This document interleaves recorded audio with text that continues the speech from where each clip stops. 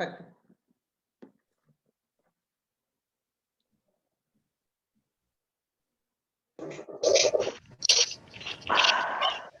Ya está en el proceso de compartirse por Facebook.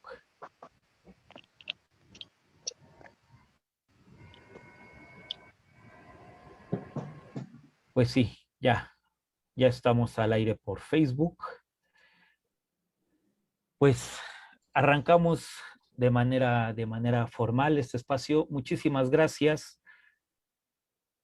a quienes están acompañándonos la tarde de hoy, noche en Argentina y en algunas otras latitudes también, son por ahí de las 7 de la noche. Tenemos el gran honor de tener con nosotros a la doctora Gisela Untoiglich, ¿no? Que ya en pantalla se está apareciendo el título de la conferencia que hoy nos va a dictar, Escuelas Inclusivas en Tiempos Pandémicos, Alcances y Retos. Les voy a platicar muy brevemente cómo va a ser la mecánica de esta sesión.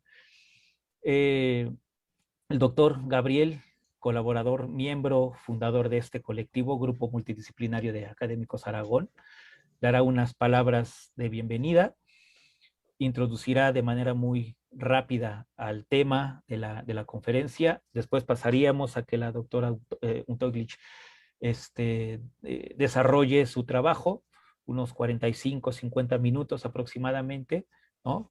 Y ya después vendrá el momento para que quien lo desee, a través del chat, de manera escrita o de manera oral, ¿no?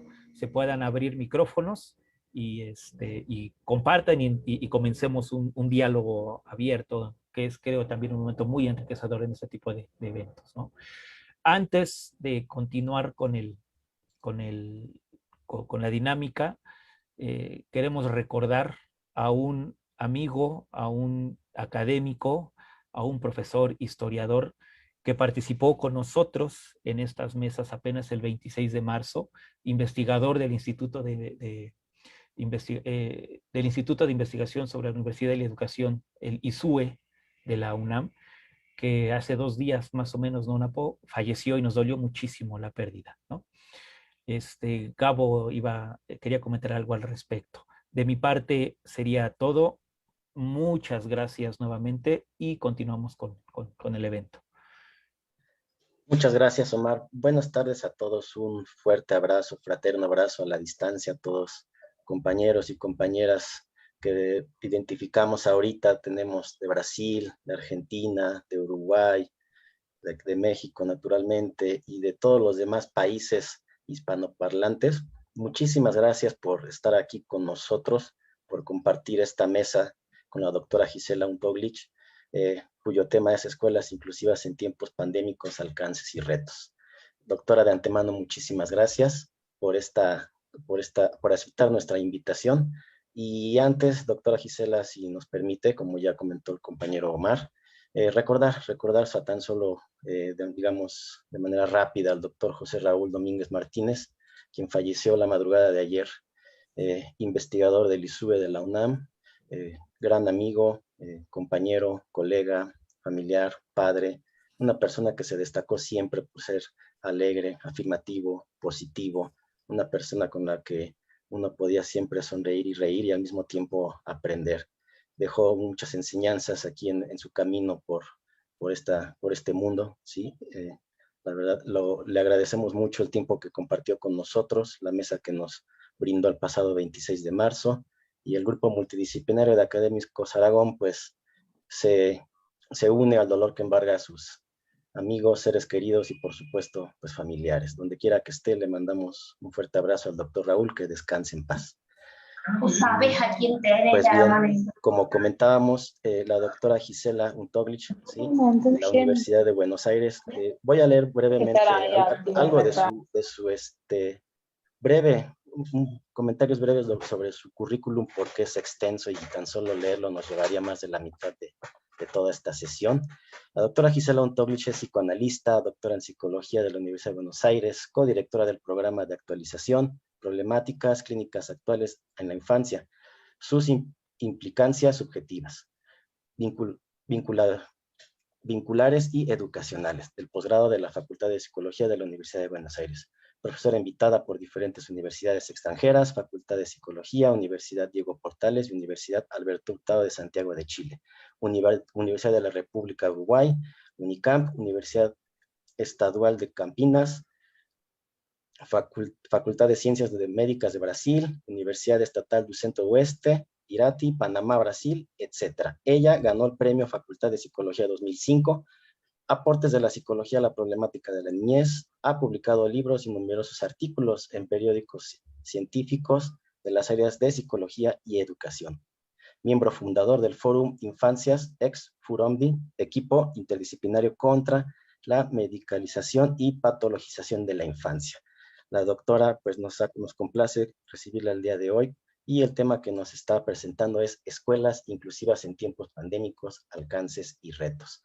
Y es un tema que, bueno, ya la doctora nos desarrollará con mayor amplitud, pero como sabemos desde hace ya más de un año, al mundo nos aqueja una pandemia provocada por un virus COVID-19 y desde marzo del año pasado, pues todo lo que implicó las ideas de escuela que se tenían, ¿no? Presenciales, los paradigmas que predominaban hasta ese momento, pues se vieron radicalmente transformados. Todo tuvo que pasar a escenarios virtuales, ambientes virtuales, clases en línea, y eso provocó, pues bueno, todo un desconcierto profundo y pedagógicamente totalmente radical a lo que se estaba acostumbrado hasta antes de la pandemia. Esto nos lleva precisamente a reconfigurar nuestras ideas y a cambiar nuestros paradigmas de la escuela, de la educación, de los procesos de enseñanza-aprendizaje, los roles que tenía el docente, el alumno, todo eso desde hace poco más de un año, pues ha cambiado de un modo pues muy radical. De manera que pues estudiar este tipo de temas, este fenómeno de alcances mundiales y que pues desde luego, como ya sabemos, transformó la vida de todos nosotros y todas nosotras, pues es un elemento de discusión obligado para todos los interesados en la educación. De manera que la doctora Gisela Untoglich, pues bueno, nos complace con su presencia y con su tema, con su ponencia, pues nos va a ayudar a entender, comprender mejor, pues todo lo que ahora estamos viviendo. Doctora Gisela Untoglich, le agradecemos mucho. Cedo la palabra al compañero Napoleón, quien nos va a hacer el favor de moderar esta mesa. Muchísimas gracias, doctora, una vez más. Napoleón, muchísimas gracias a ti también. No, al contrario, Gabriel. Al contrario, pues, insisto, agradecerles a todos su presencia, su participación y pues, sobre todo a la doctora Untoglich, su apoyo y el que nos hayan aceptado participar como parte de las intervenciones dentro de, pues, de estas mesas. Un gusto, un honor el que pues esté participando con nosotros. Pues, doctora Gisela, pues, ¿qué más le podemos decir? De mi parte, pues, le cedo la palabra para que pueda iniciar su participación. ¿Le parece? Bueno, pues usted puede extenderse, cosa de unos, ya lo comentaba nuestro compañero Gabriel, unos 40 minutos, 50 minutos, y posteriormente tendremos una ronda de preguntas para poder intercambiar algunas impresiones sobre la ponencia que usted nos está brindando. Y pues bueno, ¿qué más decir? Le cedemos la palabra. Muchas gracias. Bueno, muchas gracias por la invitación. ¿Se escucha bien? Sí, perfecto. Ok. Muchas gracias por la invitación. Bueno, siempre es un placer estar con los colegas de México. Me encantaría estar ahí, charlando, conversando, comiendo tacos. La verdad que es como todo muy raro en este momento. Recién estaba terminando una entrevista con unos padres, le dije, disculpen, tengo que cerrar, me tengo que ir a México. Se reían. Es como muy raro esto. Sigue siendo raro y creo que necesito sostener la extrañeza. Pero bueno, agradezco, lamento la pérdida de este colega, como la de tantos otros, ¿no? Es un tiempo muy, muy duro en relación a las pérdidas y esto también nos atraviesa muchísimo, como dice un colega aquí del fórum, no es un tiempo perdido, pero es un tiempo de muchas pérdidas, ¿no? Sebastián Sequeira dice eso y me parece interesante y bueno, nada, lamentablemente cada vez que hablamos en estos tiempos, hablamos en relación a pérdidas, ¿no? Y me parece que este es un punto también muy importante porque en general las escuelas no lo toman en cuenta, siguen, ¿no?, como su ruta y su camino como si nada pasara.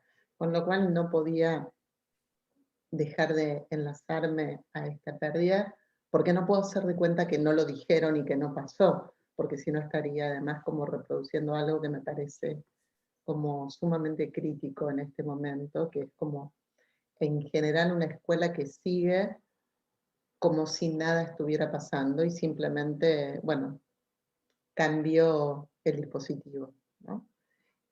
Eso, por supuesto, los privilegiados que tienen dispositivos, los privilegiados que tienen escuelas con dispositivos y los privilegiados que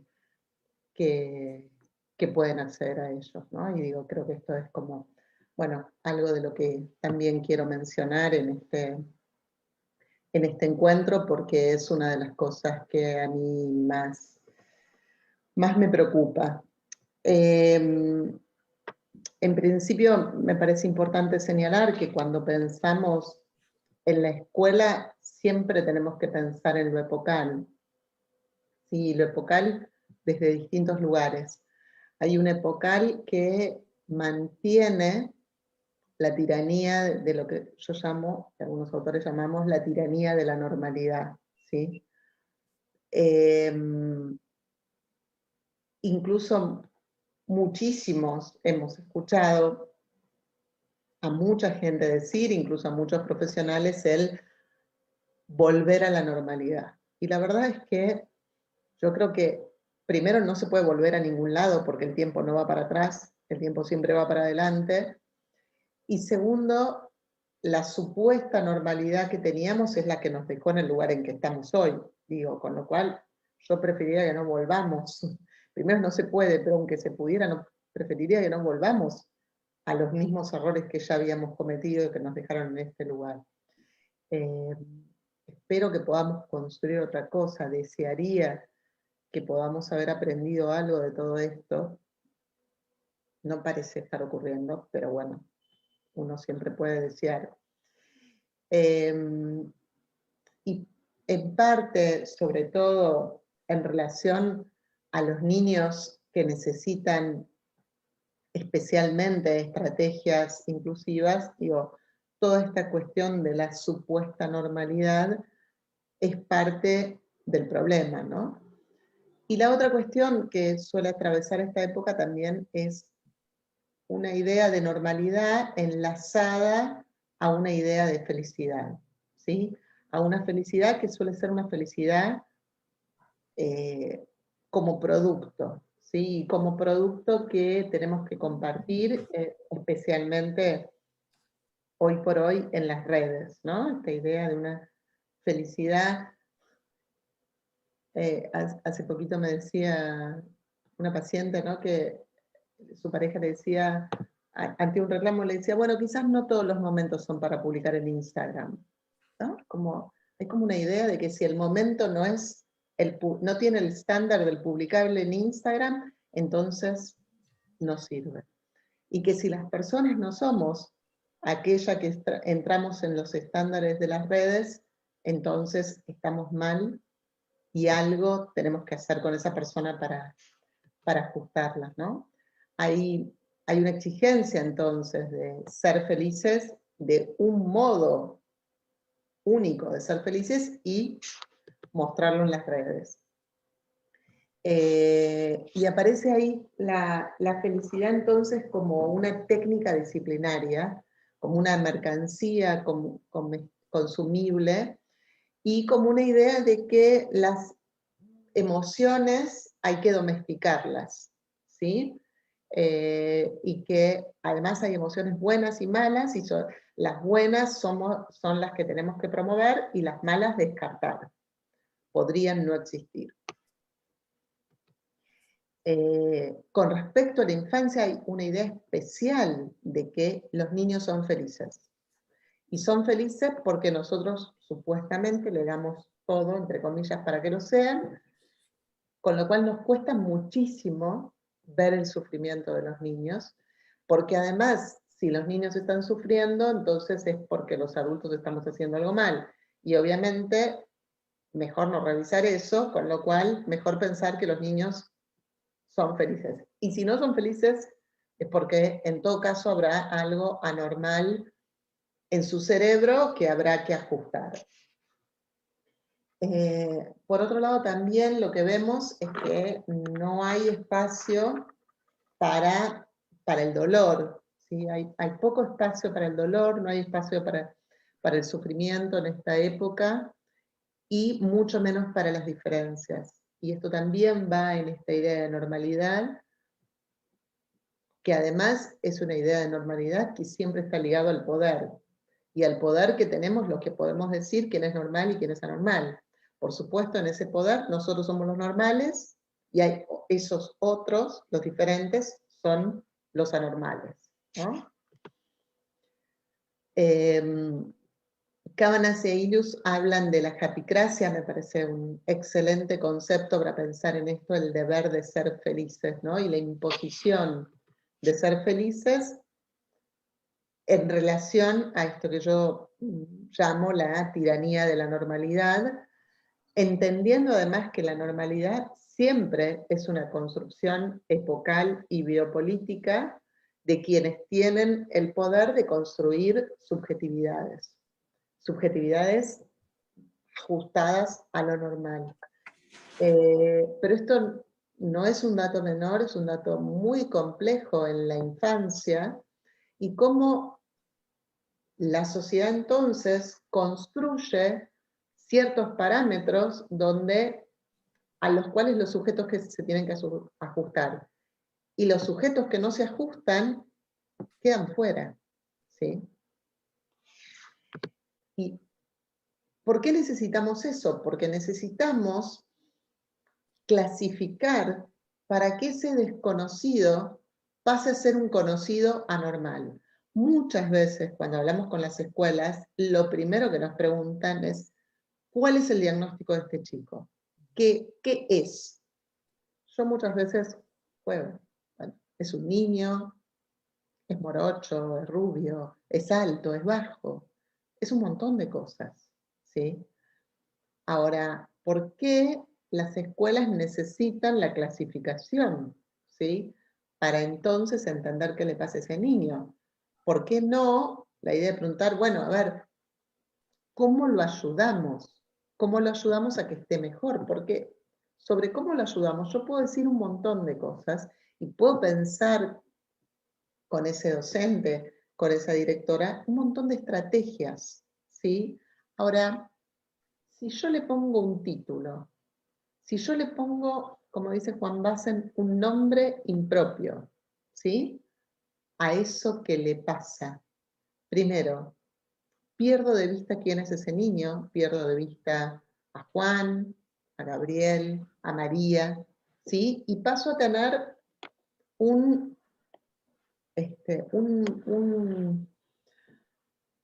sujeto clasificado que deja de ser sujeto, ¿sí? Deja de ser un sujeto para ser un ente sujetado a una etiqueta que lo transforma en anormal. Entonces, y en algunos es como súper absurdo. Tengo un niño que se mueve mucho o que no presta atención y entonces tengo un TDAH o una ADD, según la sigla en inglés o en español, y dejo de tener un niño. Por otro lado, lo que aparece es una desigualdad biologizada, ¿sí? Y intervenciones que en general van en la niña de corregir defectos, para que entonces ese niño, esa niña se ajusten a lo esperable. Y cierta idea de que las etiquetas diagnósticas podrían ordenar el caos. Esto conforma lo que yo llamo la maquinaria patologizadora de las diferencias. ¿Sí? Entonces, en esa maquinaria patologizadora de las diferencias, encontramos también una situación donde los diagnósticos son una mercancía. Mercancía que a veces, en apariencia, abre ciertas puertas, pero al costo de subjetivar al sujeto y muchas veces discapacitarlo para supuestamente darle, por ejemplo, los apoyos que necesitan, ¿no? Los apoyos en una escuela inclusiva, los apoyos de un programa en especial. Pero la pregunta es, ¿por qué necesitamos transformarlos en un diagnóstico? Incluso, no sé si esto pasa en México, por ejemplo, en Chile, pasa que si un niño tiene un diagnóstico, la escuela recibe un subsidio, ¿sí? Para supuestamente ayudar a ese niño con ese diagnóstico. Pero fíjense cómo esto, bueno, aumenta exponencialmente los niños diagnosticados, ¿sí? Supuestamente con el afán de ayudarlos. Pero habría que ver hasta qué punto de verdad eso los ayuda. Por otro lado, aparece también una cuestión de lo que se llama la prevención, ¿no? Pero una prevención que muchas veces termina siendo tramposa, que suscita también mucho de autodiagnósticos y rastrillajes generalizados que solo generan nuevas masas de clientes cuando se decide que, por ejemplo, se va a aplicar el MChat, que es un cuestionario para supuestamente hacer un rastrillaje de autismo en la temprana infancia, pero en realidad no hay desde la salud pública la posibilidad de responder a todos los niños que se encontraran con dificultades. Entonces se arman unas cuestiones muy complejas, ¿no? Cuando ciertas ONG parecen sumamente altruistas y dicen que van a hacer diagnósticos gratis de TDAH o de TEA, ¿no? La pregunta es, ¿para qué? ¿Con qué finalidad? ¿A quién están beneficiando? Lo cual no quiere decir que no tengamos que trabajar con la primera infancia. Creo que es fundamental trabajar con la primera infancia, pero no de cualquier manera, no para etiquetar temprano. En todo caso, para trabajar tempranamente con los niños, las niñas, sus padres, con los docentes, pero no para andar etiquetando niños, ¿no?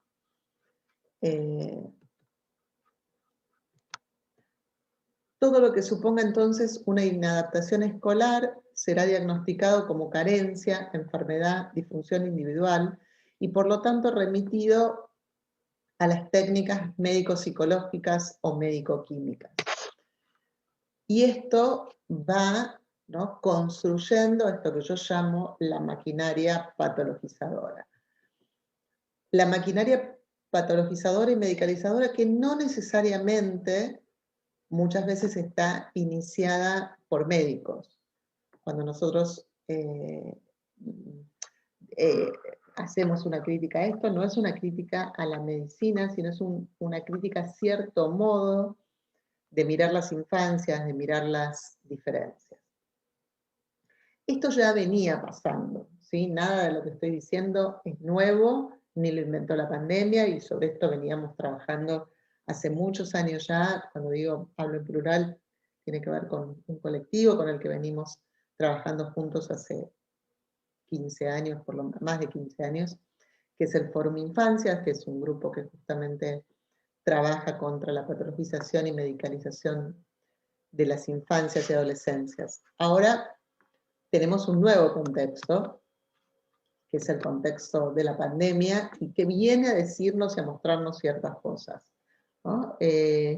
Jean-Luc Nancy construyó esta idea que me parece muy buena del neoviralismo, ¿no? Y él dice que es una transcripción en materia de salud del neoliberalismo económico y social, donde dejamos librada a la suerte de cada uno quién se salva y quién muere. Un nuevo modo de neodarwinismo en el plano de la salud que nos quita de encima a los descartables del sistema. Porque el virus ataca a cualquiera, como vemos, pero en su mayoría mueren los más vulnerables, ¿sí? Por distintos motivos de vulnerabilidad. A veces no, pero en su mayoría sí. Y otra de las cosas que vimos en este tiempo y que ha puesto ha evidenciado de un modo tremendo, y sobre todo cuando nuestras infancias y adolescencias en Latinoamérica, ha sido la pandemia de la desigualdad. ¿Sí? Cuestión que para mí es una de las cuestiones más complejas con las que lidiamos en este momento. ¿Qué puso entonces en evidencia la pandemia? Por un lado, es un acontecimiento que creo yo que nos tendría que convocar a releer el mundo desde un entramado colectivo. Deberíamos estar aprendiendo que nadie se salva solo. Deberíamos estar aprendiendo que las acciones que cada uno hace repercuten sobre los otros. Por otro lado, puso en evidencia la vulnerabilidad de todos, pero también la vulneración de muchos, porque claramente todos somos vulnerables o posibles vulnerables a este virus, pero hay muchos grupos en los que se puso en evidencia la vulneración de sus derechos. No la actual, ¿sí? Solo que ahora además recrudeció. Encontramos entonces una desigualdad que en nuestros países latinoamericanos al menos está cronificada, y donde además se puso en evidencia la brecha educativa y la brecha digital, porque cuando hablamos de la cantidad que tiene o no acceso, la verdad en que en nuestros países es, digamos, bastante escasa, sobre todo en ciertas regiones, y ni que hablar cuando hablamos de niños con necesidades especiales. Digo, esos en muchos aspectos están borrados del sistema. La incertidumbre se puso en evidencia, la de todos, pero obviamente no es la misma incertidumbre si tengo un techo y una comida garantizados que si no lo tengo.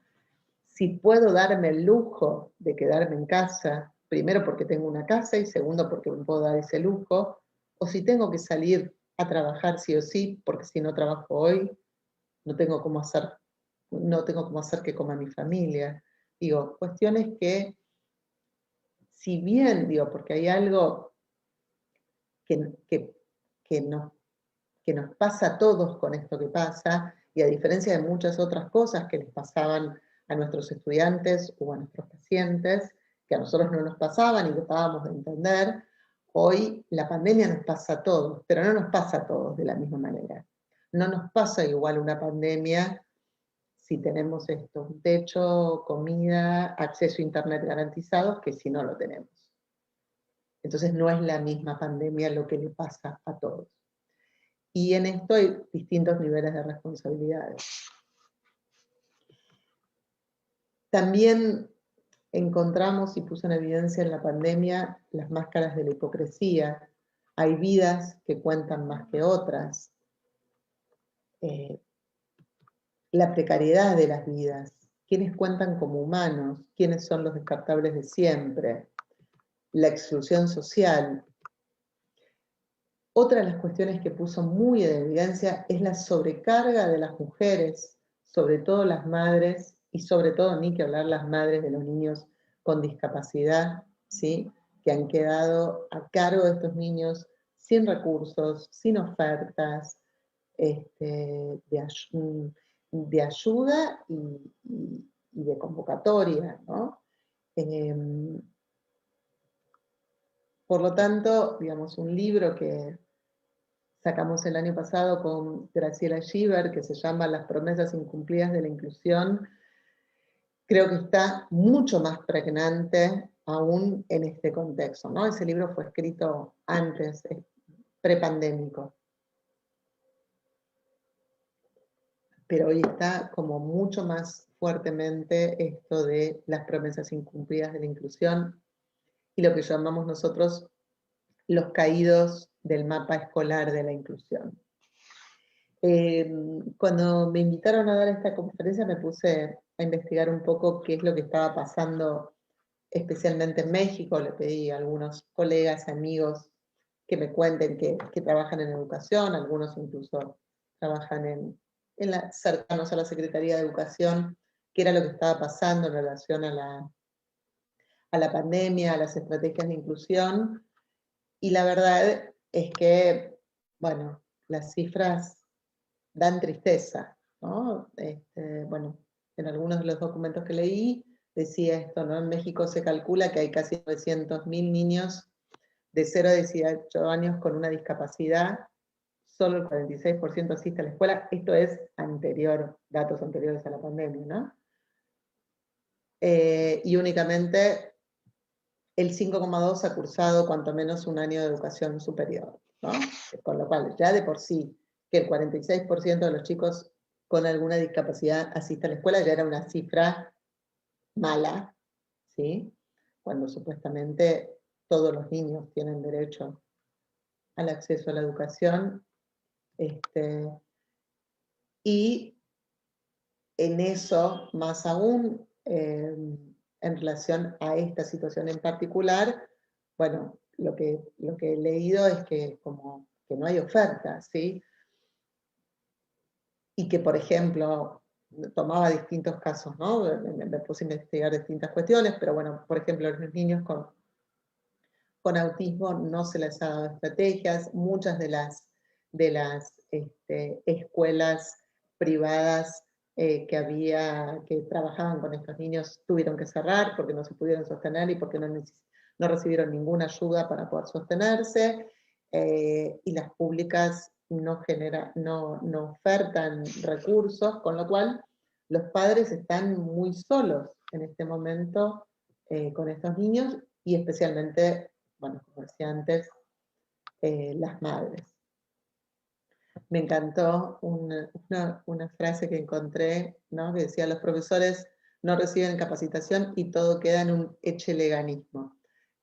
Yo lo decía antes en tu puedismo, ¿no? Hay un tú puedes, que la verdad es que a mí me irrita un montón, y me irrita un montón cuando además se les tira eso a los profesores, pero el echeleganismo mexicano me encantó, lo voy a adoptar porque me encanta. Y digo esto porque lo que termina, ya pasaba antes, pero ahora muchísimo más, termina pasando con los niños y niñas que necesitan un trabajo en particular para poder anclarlos en la escuela, termina siendo una cuestión individual y voluntarista de algún profesor maravilloso. Leí algunas experiencias hermosas del profesor que se va a la casa del alumno, del profesor que arma leí incluso una de una niña de 19 años que se armó como una escuela clandestina en un campo para poder enseñarle a estos niños, y sobre todo a algunos niños con discapacidad, y también para enseñarle a los niños para que les enseñen a los padres, en un país con niveles de analfabetismo muy altos, que no hay manera de dejar a los niños solos, ni aunque tengan la pantalla, ¿sí? Digo, creo que, a ver, era interesante la propuesta de, por ejemplo, hacerlo a través de la televisión. Hay muchos más televisores con computadoras, y creo que eso era una estrategia interesante, pero necesita algo más, porque un niño solo ante un televisor difícilmente aprenda, necesita un adulto que sostenga, y si ese adulto no tiene recursos, no tiene estrategias, no sabe o es analfabeto, va a ser difícil que pueda aprender en soledad. Entonces, creo que, bueno, fundamentalmente se trata de construir, obviamente, políticas públicas. Digo, no hay inclusión sin políticas públicas inclusivas. Y la política pública inclusiva nunca puede ser un echeleganismo ni un a la buena voluntad. La política pública tiene que además tener presupuesto, tiene que tener capacitaciones, tiene que tener espacios de formación y tiene que tener recursos, ¿sí?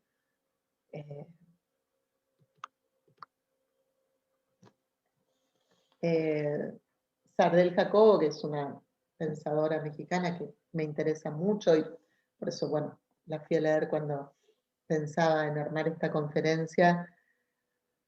Habla que es un momento de dar cuenta de lo sucedido y dice, un dar cuenta desde un apalabrar lo que se mira o incluso se sabe, desde una pasividad de quien intenta no involucrarse. Digo que hay distintos modos de dar cuenta.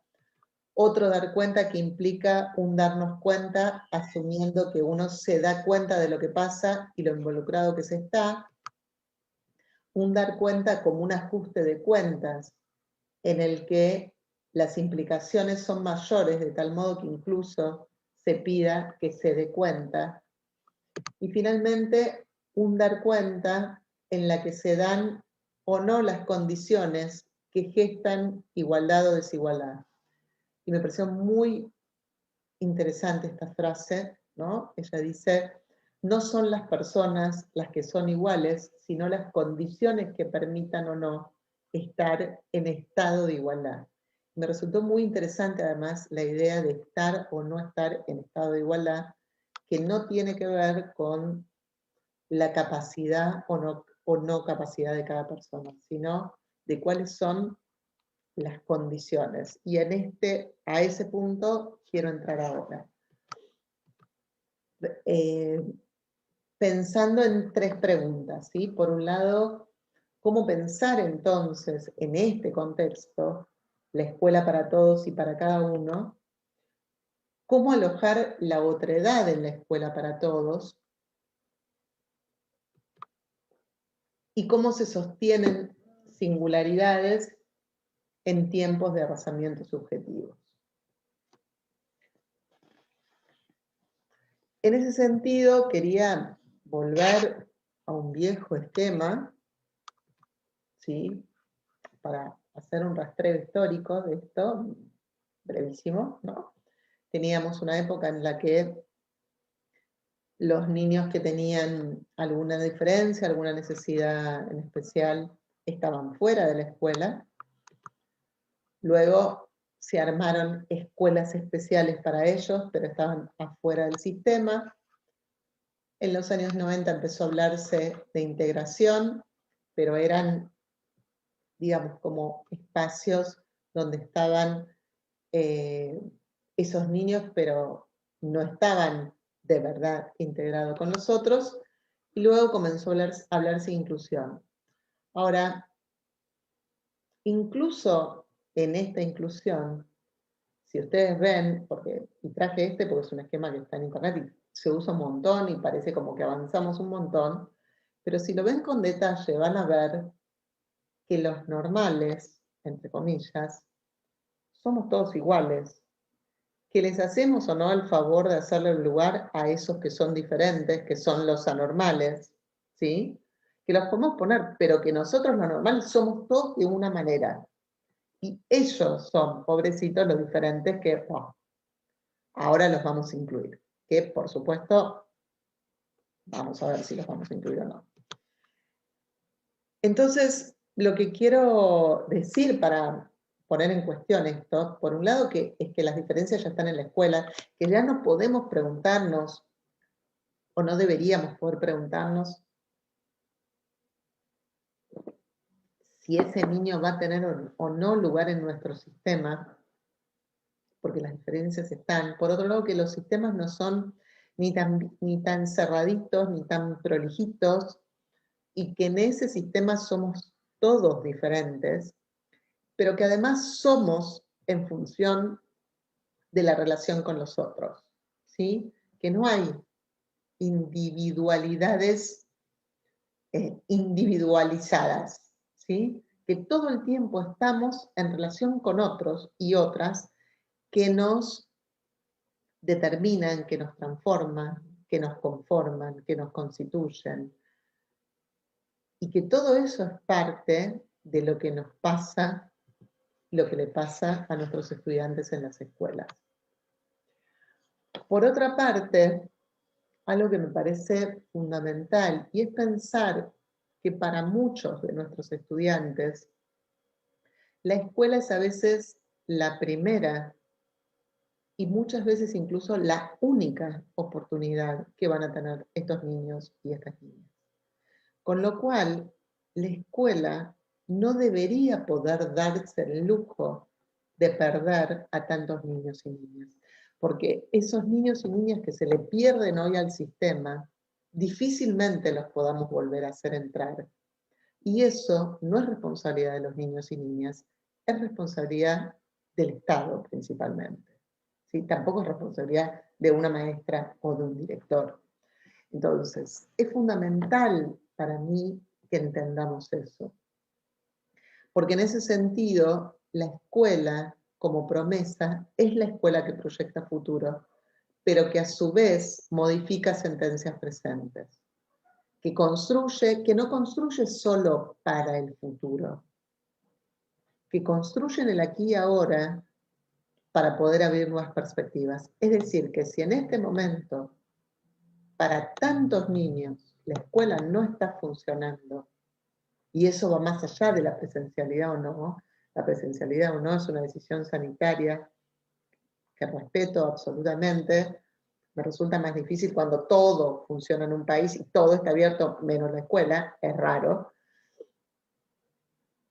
Pero a su vez, para muchos niños y niñas, sobre todo para aquellos que están más vulnerados, que no es lo mismo que decir más vulnerables, digamos, tenemos una responsabilidad enorme en estos niños y niñas que hemos perdido en el camino.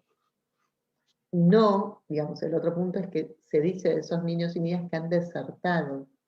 Y desertan los desertores, los que eligen irse a un ejército. Fíjense el significante que se utiliza, ¿sí? Estos niños no han desertado del sistema. Nosotros los perdimos.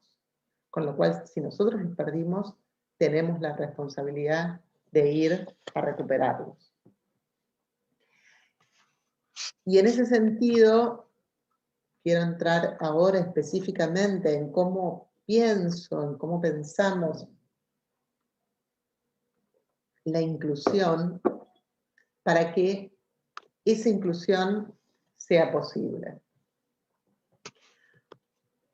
Habitar la inclusión, entonces, significa habitar la escuela, es politizar la médula de la educación, es preguntarnos qué escuela queremos construir, que en el fondo es nada menos que interrogarnos acerca de qué tipo de sociedad queremos fundar. Si una que tiene lugar solo para aquellos que cumplen con los requisitos de ser incluidos, entrecomillados, o una en la que de verdad quepamos todos. Se trata entonces de un pacto colectivo y no algo que concierne al supuesto niño incluido. Sus padres, los profesionales que trabajan con él o el maestro de turno, sino a la comunidad en su conjunto. Necesitamos entonces inventar otras maneras de vivir la escuela para promover una mutación civilizatoria, como dice Viñar, un psicoanalista uruguayo al que admiro mucho, Marcelo Viñar. La inclusión, entonces, no es un fin en sí mismo, un objetivo a alcanzar como meta última. Es un proceso, una construcción colectiva permanente, un estar trabajando en conjunto para que la convivencialidad sea posible. Y para mí este es un punto fundamental, porque hay como cierta idea de que la inclusión es algo que se logra y una vez que se logró, ya está. Y ese logro suele ser que el chico esté en la escuela, en tiempos comunes, ¿sí? Ahora que esté en un programa. Y en realidad la inclusión es algo que tenemos que ir construyendo entre todos todo el tiempo, ¿sí? Por eso me gusta el gerundio, me gusta un estar trabajando. Y estar trabajando fundamentalmente ya no para ese supuesto niño incluido o que hay que incluir, sino para que entre todos construyamos una convivencialidad posible. Se trata entonces de construir un mundo entrelazado, afectado en común por cada historia de fracasos, que en definitiva no es más que nuestro propio fracaso como sociedad. Porque no se trata de que un niño fracasa en la escuela. Se trata en todo caso de que nosotros como sociedad fracasamos con ese niño. ¿Qué formas entonces de vida podemos construir en las escuelas para alojar a todos, todas, a cada uno y a cada una, donde se entrelazan mundos sensibles? Porque ahí tenemos que encontrar el modo de construir ese todos y todas y el construir el uno a uno, ¿sí? Pero es un uno a uno entre todos y todas. Se trata entonces de la construcción de mundos habitables, de prácticas concretas, incluyentes y desobedientes de mandatos que promueven la exclusión, de mundos que devienen en comunidad. Tenemos que realizar una puesta en común de saberes, de construir una nueva comuna educativa. Esto refiere a un tipo de lazo, el compromiso de afrontar juntos el mundo, en una geografía móvil en construcción permanente, donde, por otra parte, las estrategias se van inventando paso a paso para incrementar la potencia de los encuentros. Creo que es fundamental pensar en la idea de diálogo, por eso me gustó cuando Omar me invitó y me dijo, bueno, vos vas a presentar y después vamos a armar un diálogo. Y la verdad que lo que más me interesa a mí es la parte que viene dentro de un ratito, que es el diálogo, porque creo que es fundamental en todo momento, pero cuando pensamos en la inclusión es fundamental la idea de pensar en un diálogo. Conversar viene etimológicamente de con, que es reunión, encuentro, y versare, que es girar, dar vueltas, cambiar. Es decir, es algo que hacemos en reunión, para lo cual es necesario un verdadero encuentro que produzca cambios en todos los participantes de dicha conversación. Precisamos conversar acerca de la inclusión entonces con todos los actores. Para eso necesitamos comenzar por poner en cuestión ciertos conceptos, plantear preguntas que no tengan respuestas preestablecidas. Tendremos que abrir estos diálogos y recorrerlos cada vez que sea necesario. No se trata de construir respuestas que sirvan a todos los sujetos, ni siquiera al mismo sujeto todo el tiempo. Se trata de trayectorias, devenires, equilibrios transitorios, que se repiensan y repactan en cada nueva situación presente. Educar, en definitiva, es tener con quien conversar. Para esto, el otro tiene que ser un igual como condición de inicio. Es decir, otro que le supongo inteligencia, saberes, no un ser al que tengo que iluminar, no un desigual al que tengo que igualar, no un oposicionista que tengo que encarrilar o un anormal que tengo que normalizar, sino un sujeto con el que precisamos construir los puentes para el encuentro. ¿Cómo se construyen entonces las condiciones para la educabilidad? No se trata de una disposición para la escolarización y mucho menos que esa sea una característica con el niño, que el niño tenga que llegar a la escuela, ¿sí? Muchas veces nos encontramos con que muchas escuelas evalúan a los niños para ver si están en condiciones de ingresar a la escuela. ¿Qué sería que un niño no esté en condiciones de ingresar a una escuela? O sea, las escuelas son para todos los niños y todas las niñas, y cualquier niño tendría que estar en condiciones de poder entrar a una escuela. Y en todo caso, si ese niño tiene dificultades, será la escuela la que tiene que armar las estrategias para que ese niño pueda educarse. Y si ese niño no puede educarse en la escuela, es porque la escuela no está pudiendo resolver el problema, y no porque el niño sea un problema. Huergo y Martínez dicen, enseñar también implica tener que generar las condiciones para poder hacerlo. Es decir, es cierto que antes los chicos llegaban en otras condiciones a la escuela, Pero también es cierto que antes la escuela era para muchos menos niños. Y cuantos más condiciones pongamos de ingreso, menos niños podrán ingresar. La educación entonces es un derecho y no un privilegio. Entonces, un derecho nunca puede estar condicionado. Hay un derecho a la educación, pero también hay una responsabilidad que tenemos nosotros, los adultos, los profesionales, porque ese niño aprenda en la escuela, porque tampoco es cuestión de que ese niño esté en la escuela. Que esté en la escuela es la condición de base, no es un punto de llegada. El punto de llegada es que ese niño aprenda en la escuela. Tenemos que salir entonces de la lógica de la discapacidad y el capacitismo. Se trata de un giro afectivo en el cual tiene relevancia política los afectos y sobre todo la ternura, al modo que lo piensa Fernando Ulloa, como un antídoto contra la crueldad, como un concepto profundamente político. La escuela entonces, dice Karina Kaplan, puede ser una oportunidad para construir otros destinos posibles. Tenemos que armar un nosotros, inventando formas desobedientes que expandan nuestra potencia de existir.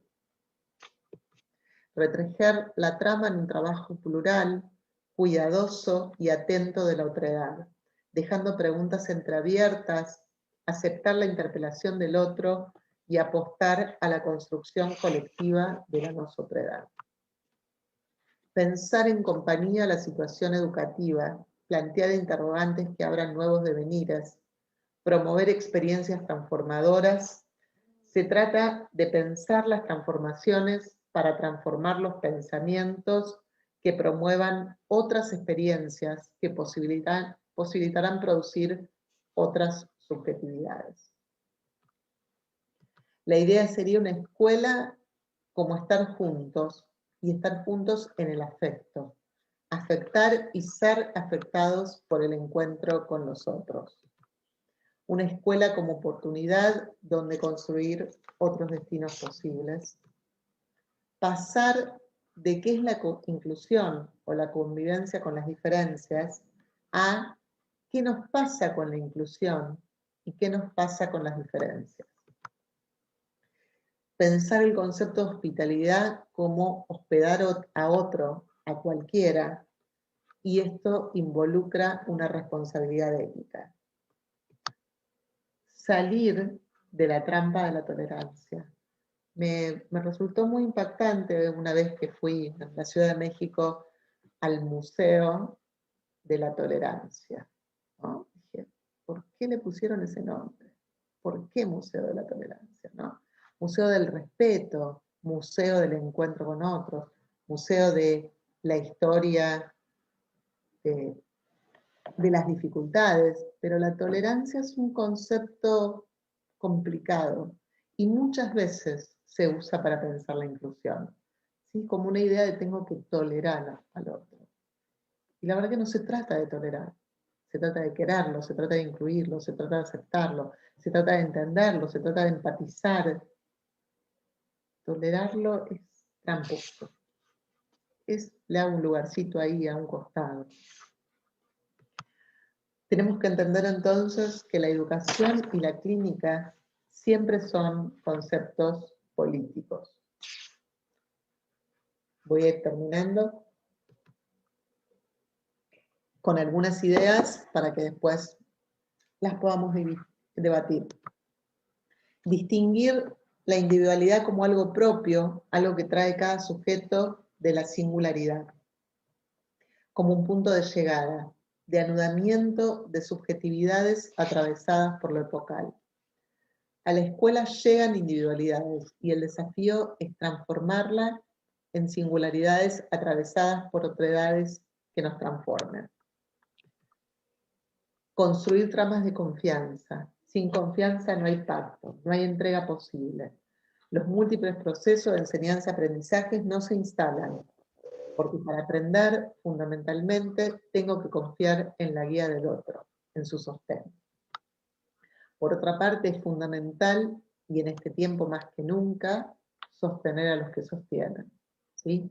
Sostener a los profesores, sostener a los padres, sostener a los distintos profesionales, sostenernos entre los distintos profesionales, construyendo una pedagogía de la escucha y del cuidado. Entonces, si podemos armar eso, podemos pensar en una función subjetivante de la escuela. La escuela como forma de resistencia, la escuela como posibilitadora de sueños, como decía Silvia Bleichmer, la escuela que amplía los posibles, la escuela en la cual no se trata de estar preparado, sino de estar disponible, como dice Carlos Clear, disponible para las diferencias, para lo inesperado. Una escuela en la que somos corresponsables, ¿sí? Y no podemos endilgarle la responsabilidad a un docente y mucho menos al propio alumno, ¿sí? O al alumno y su familia. Construir en comunidad, reivindicar en nosotros,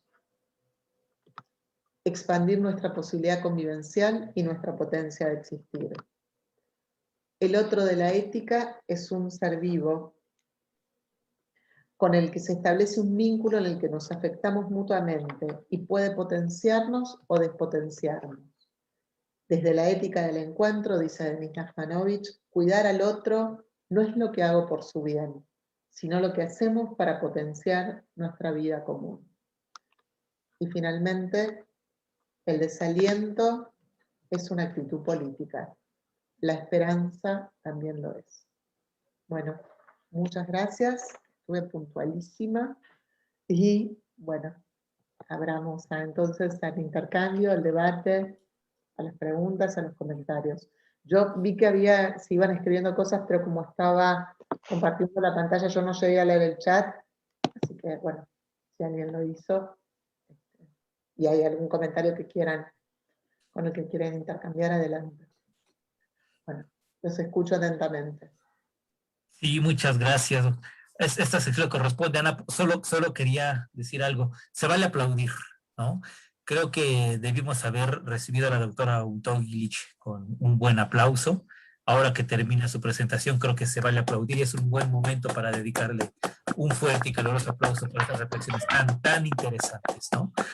Pero bueno, Napo es el que le toca coordinar la sección de preguntas, así que adelante, Napo, gracias. Muchas gracias, Omar. Doctora, pues insisto, agradecerle pues que nos haya ilustrado con esta ponencia. Creo que nos deja muchas cosas en qué pensar. Bueno, ya se habrá dado cuenta en la sección de chat, ¿no? Una serie de comentarios que se están haciendo al respecto y que pues dan luz, ¿no? Sobre varias inquietudes que se han ido manifestando en relación pues a esta temática y que, bueno, yo creo que da para un debate bastante largo, ¿no? Pero bueno, voy a permitirme recoger algunas de las cuestiones, digo, de manera muy transversal, ¿no? Obviamente no nos da chance de recoger, no nos da oportunidad de recoger todas las preguntas que se han vertido en el chat, ya las estará viendo usted, pero por parte de nosotros como grupo vamos a permitirnos hacer algunas preguntas. Digo, ya tengo aquí algunas que me gustaría pues compartir, ¿no? Con usted para posteriormente dar pie a los miembros del grupo y posteriormente pues que el público, que tuviéramos oportunidad de un intercambio con el público, ¿no? Para poder plantear estas interrogantes, ¿no? Bueno, de parte de un servidor, pues plantearle el cuestionamiento, ¿no? Digo, hay una cosa que surge como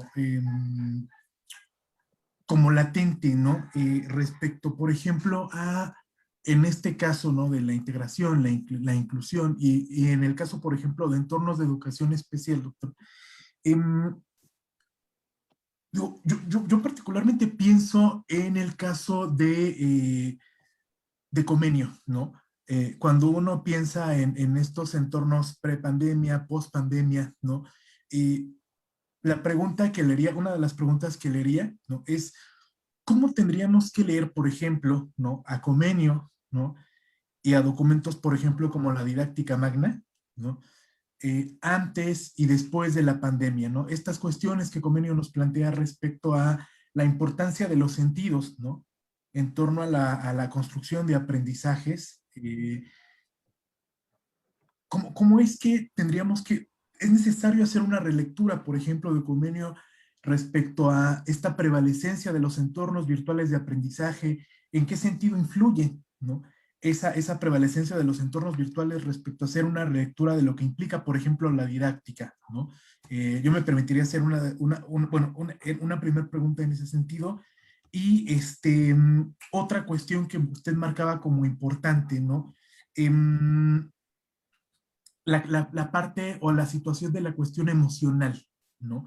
Que pues se le ha dado muy poca importancia, ¿no? Digo, aquí me gustaría también que nos ilustrara respecto a lo que está pasando, por ejemplo, tenemos compañeros que están acompañándonos desde Argentina, ¿no? Compañeros que nos acompañan desde Brasil, desde Uruguay, ¿no?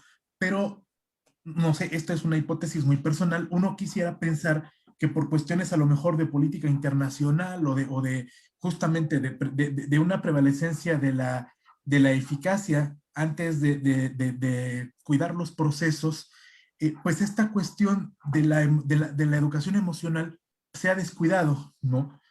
No sé, en el caso de Argentina, por ejemplo, ¿no? Usted que es mucho más cercana a estos entornos, ¿cómo es que la cuestión de la educación emocional o qué seguimiento se le ha dado a la cuestión de la educación emocional por encima de lo estrictamente cognitivo, ¿no? Y bueno, por último, ya de mi parte, para darle la palabra al resto de los compañeros del grupo, a lo mejor, bueno, yo me atrevo a hacer este triángulo, ¿no?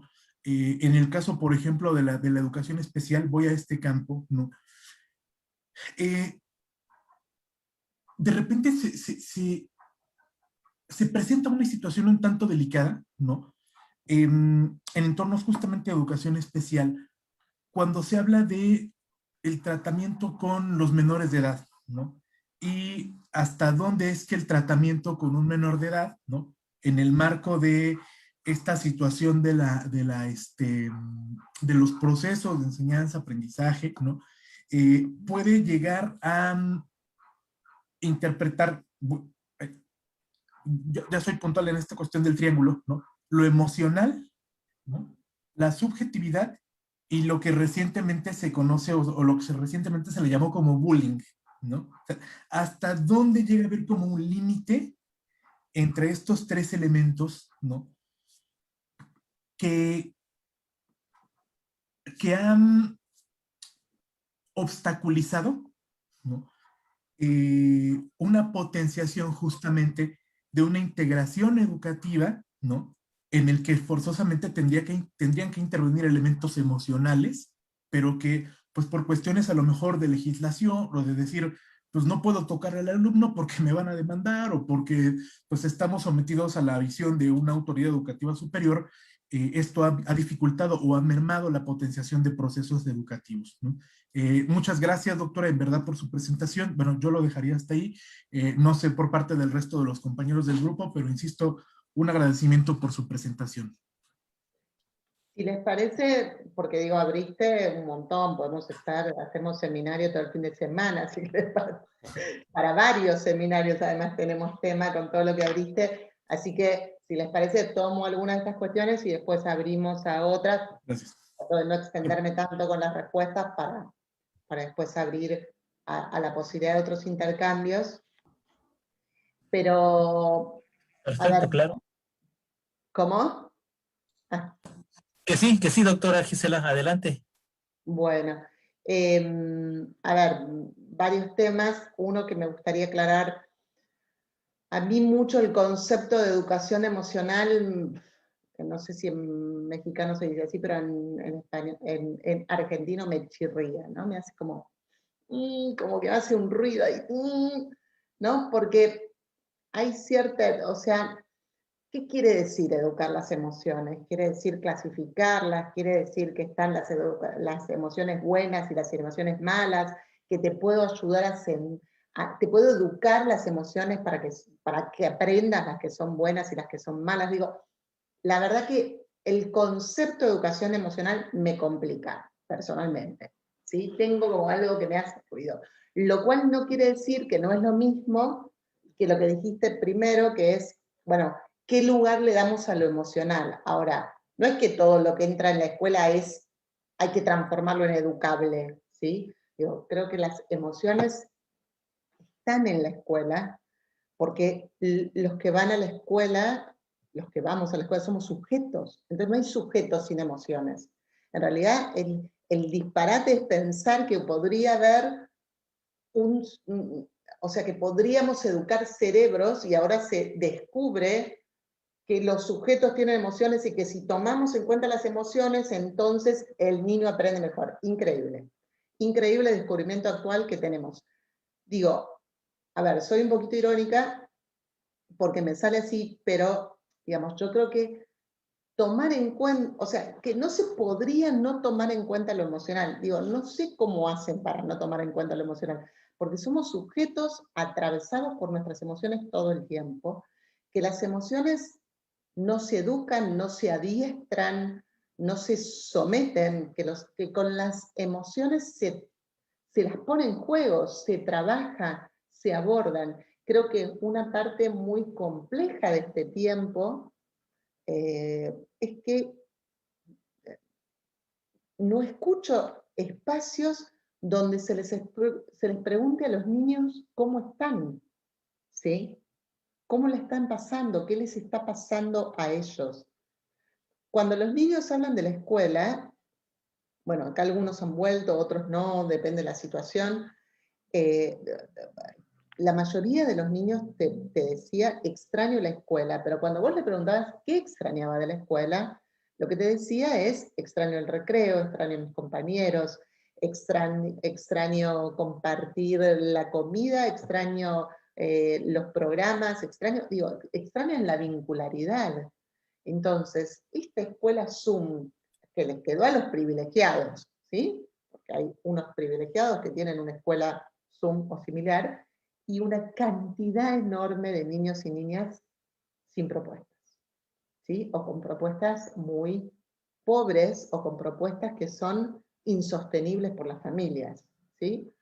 Pero a los privilegiados que les quedó la escuela Zoom, es una escuela que no tiene juego, que no tiene recreo, que no tiene escucha, que no tiene secretos, que no tiene, o sea, quedó como la carcasa de una cosa que no para de dar contenidos, porque no hay que perder el tiempo, ¿sí? No sé qué tiempo no quieren perder, digo, y que hay que, no hay que perder el tiempo, que esto también tiene que ver con un modo de sociedad neoliberal, y en la que además las emociones anulación, ¿a qué les está pasando a los niños?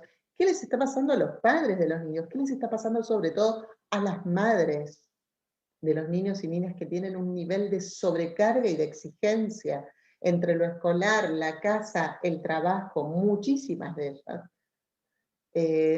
No hay espacio para eso. Entonces, no sé si se trata de educar las emociones. Me parece que se trata de darles un lugar en el contexto educativo, porque en realidad no podría ser sin eso, ¿sí? Porque no existen cuerpos sin sujetos, y no existen sujetos sin cuerpos, y no existen sujetos sin emociones, y sin emociones entramadas en lo social, ¿sí? Entonces me parece que es a todo esto a lo que tenemos que darles lugar. Un niño que el año pasado empezaba primer grado me decía, yo no quiero esta escuela, ¿no? Cuando empezó la cuarentena, yo no quiero esta escuela porque esta es una escuela donde nadie me conoce, era un niño que entraba en una escuela nueva, y a donde a nadie le importo, ¿sí? Con lo cual, no quiero esta escuela. Y entonces, armé una estrategia, llamé a la escuela, hablé con la directora, hablé con la maestra, le pedí a la maestra que contacte al niño, ¿sí? Y el niño quedó totalmente sorprendido. Me llamó la maestra. Fíjense qué detalle absolutamente menor. El niño estaba impactado. Me llamó la maestra. Como los niños acá habían ido 10 días a la escuela, bueno, la maestra tenía un registro y le dijo, ay, me encantaría, no sé, no me acuerdo que él llevaba una golosina a la escuela, y ay, cómo extraño tus pastillas, tu chocolate, no importa, algo que tenía que ver con ese niño, cómo me gustaría que nos volvamos a ver para hacer tal cosa juntos, y eso le cambió a ese niño, porque ese niño sintió que era importante para esa maestra. Y son muchas veces, digamos, como dice Carlos Clear, gestos mínimos, pero gestos mínimos que transforman nuestras vidas, ¿sí? Bueno, el tema del bullying o acoso escolar me parece que es un tema para otro seminario, si quieren me invitan y pensamos otras cuestiones, pero sí creo que tiene que ver con un entramado en relación, digo, para decir dos líneas de esto, a el no espacio que se le da a lo emocional en la escuela, pero también a lo grupal, ¿sí? Somos seres entramados, somos en sociedad, somos afectados por otros y afectamos a otros, pero esto, salvo en el jardín de infantes, en ningún momento más de la escuela tiene lugar. Con lo cual yo muchas veces digo, cuando trabajo con escuelas, cuando superviso escuelas, miren el jardín de infantes, miren lo que hacían en el jardín, miren cómo trabajaban lo social, lo grupal, los proyectos. Y piensen que de eso se trata la escuela. Porque hay como una idea de que los niños entran a la primaria y ya está. Son seres cognoscentes, ¿sí? Donde todo lo otro no importa. Entonces, el acoso escolar es una situación que suele estar muchas veces incluso propiciada por adultos que no escuchan, que no ven, ¿sí? Que no se dan cuenta de lo que está pasando dentro de la escuela, fuera de la escuela, y que fundamentalmente no trabajan estas cuestiones porque no le corresponde, porque la escuela, porque digo, fíjense, no sé, de los que veo, en la gran mayoría veo cabezas, ¿sí?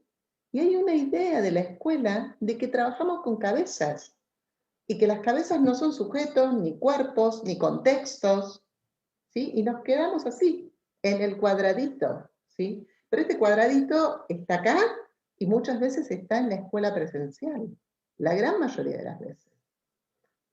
Y la verdad es que no se trata de eso. Y creo que ahí es donde entra esta cuestión fundamental que yo planteo de la conversación, del diálogo, del espacio para el encuentro, del espacio para la escucha, de lo que algunos autores llaman la pedagogía de la escucha, ¿sí? Bueno, hasta ahí de las cuestiones que planteaste, Napoleón, también para poder dar lugar a otros, a que puedan, de otros y otras. Por supuesto, muchas gracias. Doctora Griselda, muchísimas gracias, de verdad. Una vez más, como ya lo comentaba el compañero Napoleón, por estar aquí con nosotros compartiéndonos su experiencia, sus conocimientos. La verdad es que muy enriquecedor escucharla de nuevo, y perdón que insistamos tanto. Muchísimas gracias por estar aquí con nosotros, y qué bueno que puso ahorita en su presentación esta idea del diálogo, sobre todo el diálogo en este momento que estamos viviendo. Ahorita me refiero a esta conferencia con usted, ¿verdad? Qué bueno que adopta, digamos, esa idea que planteamos desde un principio en este grupo, mantener un diálogo, y usted está abierta y lo celebramos. Y en ese mismo sentido, pues, yo quisiera plantear un par de inquietudes, sobre todo, y que pues usted nos diera su punto de vista, si es tan generosa, recuperando, por supuesto, muchos de los planteamientos que usted expuso. El primero, bueno, para mí me parece fundamental tener que reconocer que, sobre todo el caso de América Latina es un caso muy singular, porque somos un continente, una región occidentalizada, ¿no? En realidad, la configuración de nuestras instituciones sociales es digamos, una herencia o una imposición, como quieran ustedes verlo, pues de todo el mundo europeo, de toda la episteme europea, ¿no? Y las escuelas como instituciones modernas, entre otras cosas, heredan toda una idea de un racionalismo exacerbado, ¿no? Es decir, pareciera que las escuelas son estos centros donde se está tratando de que las personas aprendan conocimientos, pero que al mismo tiempo estos conocimientos los hagan pues, más inteligentes, más concienzudos, ¿no? Y entonces comienza todo un esquema de trabajo donde, por ejemplo, empezamos a ver a la evaluación como un componente clave para tratar de ver, pues, quién sabe más que el otro o qué tanto se aprendió. Se privilegia, por supuesto, también a las personas que tienen altas notas, altas calificaciones, y todo eso me parece que es un vicio que se viene arrastrando precisamente todo un planteamiento epistémico moderno que está incorporado en nuestras instituciones sociales y en específico pues en las escuelas, ¿no?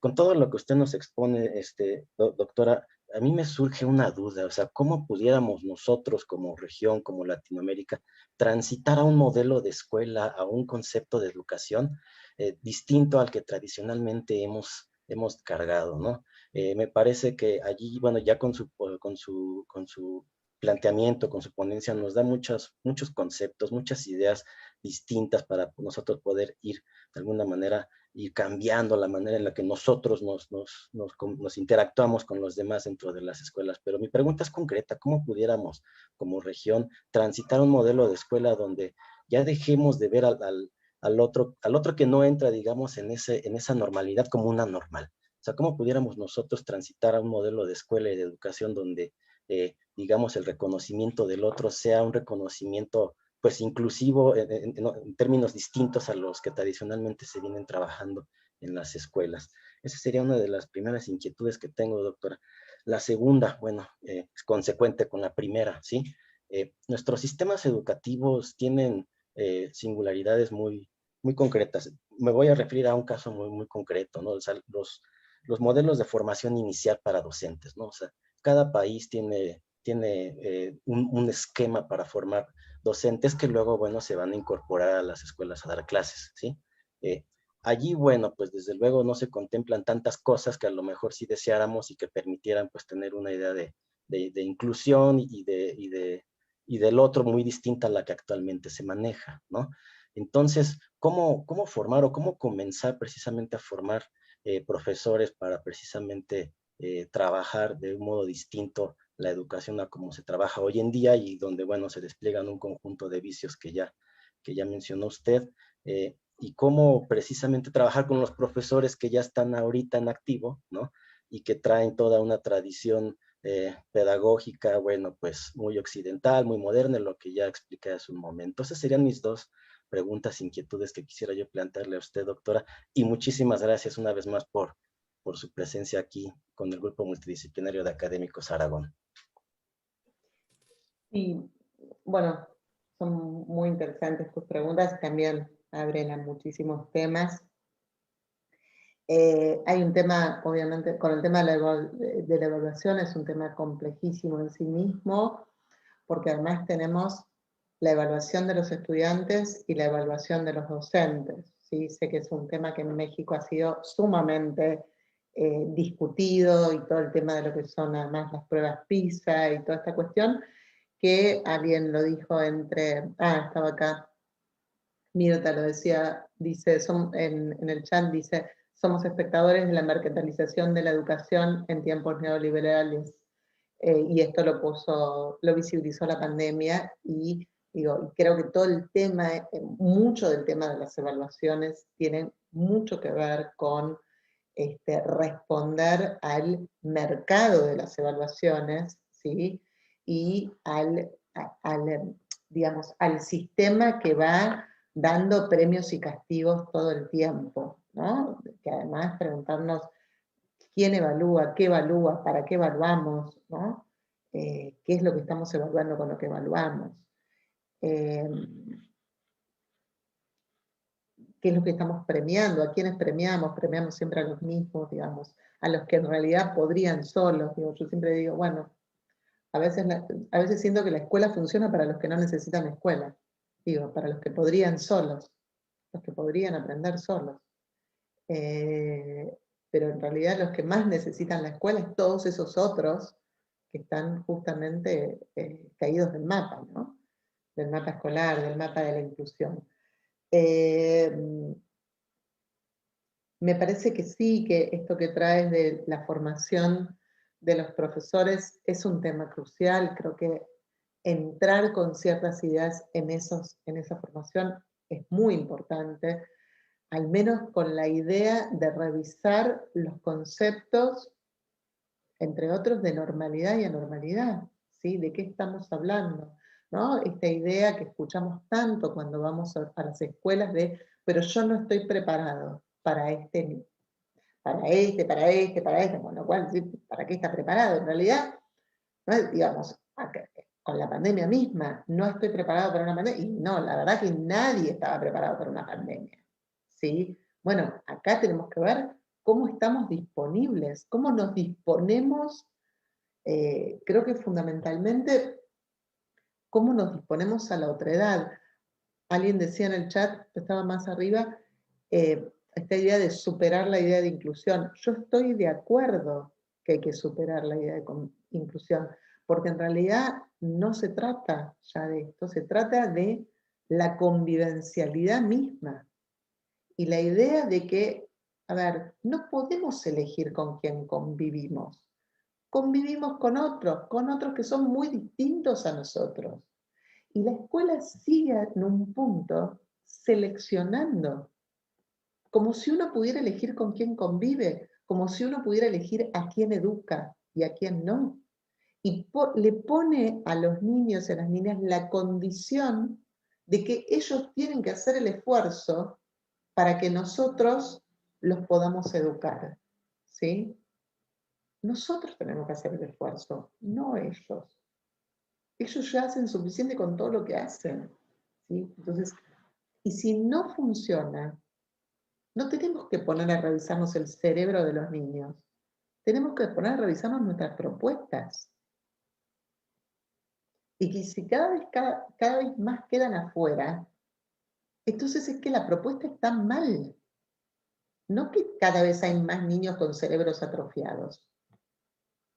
Cada vez tenemos más niños con diagnósticos y vamos sumando diagnósticos. Y ni que hablar ahora, ¿sí? Cuando vuelvan todos estos niños, digo, en México que no han vuelto a la presencialidad, digo, acá nos está pasando ya a nosotros, los niños volvieron a la presencialidad y las escuelas han hecho como si nada, y entonces hay un montón de niños que no pueden ajustarse porque tuvieron un año tremendamente difícil. No hay registro de esto, no hay registro. Y empiezan ahora a derivar a los profesionales déficit de atención, dislexia, discalculia, dispandemia. O sea, fijémonos qué vamos a hacer con esto. Tiene efectos. Los tiene para nosotros, los tienen nuestros cuerpos, lo tienen lo de los estudiantes, lo tienen en las familias. Alguien dice ahí en el chat, si la escuela no es para todos, este espacio está enfermo, no el alumno. Sí. Obviamente es más difícil pensar una escuela para todos. Claro, obviamente. Mi mamá muchas veces me lo dice, pero yo iba a la escuela y todos aprendíamos y nadie tenía problemas. Claro, porque eran 20 los que estaban en la escuela. Y todos los otros quedaron afuera. Obviamente cuando la escuela abre las puertas, supuestamente, a que entran más dificultades, más desafíos, más cuestiones que hay que alojar. Pero no es, digamos, responsabilidad de los que entran. Es responsabilidad de los que recibimos, ¿sí? De los que tenemos que armar de verdad hospitalidad, ¿sí? Y la hospitalidad no se arma clasificando estudiantes, se arma alojándolos, ¿sí? Por eso para mí, digo, la cuestión de la escucha, del pensar con ellos. Cuando yo me reúno con una escuela, antes de reunirme con una escuela, lo primero que hago es decirle a mi paciente, me voy a reunir con tu escuela. ¿Hay algo que te gustaría que yo charle? ¿Hay algo que yo te gustaría que les comente? ¿Hay algo que te gustaría que pensemos juntos para que yo pueda hablar en la escuela? Y en general, al principio los chicos se sorprenden, después ya saben que yo soy así. Las escuelas también se someten a mayoría. Bueno, yo hablé con fulanito, me dijo tal cosa, me dijo tal otra, estuvimos pensando aquello, esto. Es parte, es su educación la que está en juego, no la mía. ¿Sí? Entonces, son sus ideas también las que tienen que tener un lugar. Bueno, no sé si hay otra pregunta. Sí, sí, yo quisiera decir algo muy breve, más que pregunta, es un comentario sumamente breve, de las emociones o del papel de las emociones en pedagogía, sí ya hay registro, ¿no? Pestalozzi en aquel libro tan maravilloso que es El canto del cisne, que escribiría 1823, 1824, ya da cuenta de ello, ¿no? Y ya se pone a pensar sobre cuál es el papel de las emociones en los procesos áulicos, ¿no? Así que sí, estoy de acuerdo. Esto de las emociones no es nuevo, y más que pensar sobre la educación emocional, tendríamos que pensar sobre eso que usted mencionaba muy bien, ¿no? El papel de las emociones en estos procesos formativos escolares. Muy rápido, me parece fabuloso, y creo que no solo a mí me parece fabuloso, sino por los chats que han estado escribiendo, que usted haga una crítica del discurso políticamente correcto, ya. Porque esas críticas de los discursos políticamente correctos permiten precisamente no caer en ese riesgo de hacer y decir cosas diferentes para seguir igual. Porque creo que en ocasiones lo políticamente correcto es un eufemismo para no cambiar nada, ¿no? Y hacer el cuestionamiento de eso que se considera políticamente correcto también nos permite transformar, mirar las cosas desde unas lógicas distintas, y creo que me sumo a esas felicitaciones de algunos chats que ya están aquí en el Zoom, ¿no? Y yo no quisiera agregar más bien como grupo creo que nos interesa que todo lo que se está vertiendo ahorita por escrito en el chat, pues lo dijeran de viva voz, ¿no? Tenemos unos buenos minutitos, media hora, ¿no? Para poder escucharnos, que la doctora responda, no sé, que se genere este espacio de discusión en comunidad. Gracias. Bueno, gracias Omar, primero por la invitación y segundo por todo este intercambio. Sí, me parece que se trata de empezar como a desentumecer, ¿no? Ciertos conceptos, ciertos saberes, ciertas cuestiones que se van repitiendo sin dar mucho espacio al cuestionamiento, ¿no? Mirta decía recién, los docentes deberían ser escuchados y no suelen participar de los cambios curriculares, ni de los cambios curriculares, y muchas veces de las reuniones que se piden, digamos, yo cuando como profesional pido una reunión, siempre intento que los docentes estén en esa reunión, que son los que están de verdad con el niño en el día a día, y entonces tenemos que, o sea, a mí me enriquece pensar con una directora, pero la verdad, o con alguien de un supuesto gabinete, pero la verdad yo quiero pensar con el docente, quiero escuchar al docente en qué es lo que a él le pasa o a ella le pasa con ese estudiante, ¿sí? Porque es con ella con quien tengo que armar la estrategia, con ella tengo que pensar dónde ve ella las dificultades, y es sumamente importante, estoy de acuerdo, que su voz sea escuchada. Creo que la voz de todos, digo, por eso también traía la voz del estudiante. Digo, pocas veces se le pregunta al estudiante acerca de qué le pasa a él con esto que pasa, qué piensa él de tal o cual decisión, qué piensa él de cómo sería mejor la forma en que él podría ser evaluado. A veces insistimos con determinado tipo de evaluaciones que esos niños, esas niñas no pueden, no les sirven. Y con solo preguntarles y que el niño pueda decir, por ejemplo, no, la verdad que cuando, ¿no? Me decía una vez un niño, yo quiero que me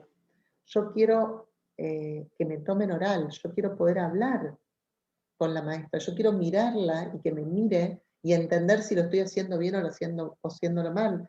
Si escribo me quedo solo, ¿no? Maravilloso, maravilloso su capacidad de entender lo que le pasaba, ¿sí? Y que en realidad surgió porque se lo pudimos preguntar.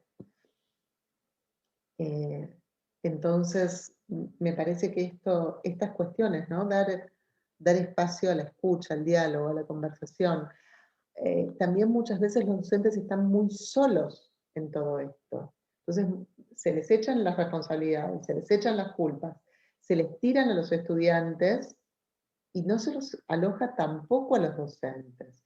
Ni que hablar, no me acuerdo cómo se llama en México, aquí se llama la figura del maestro integrador, que es ese maestro de apoyo, que muchas veces es externo, no sé cómo se llama en México. ¿Se llama maestro integrador? No. No sé cómo se llama ahí. ¿Es acompañante, sombra o monitor? Sí. Ay, usan el término español, no lo puedo creer. Sombra, sí.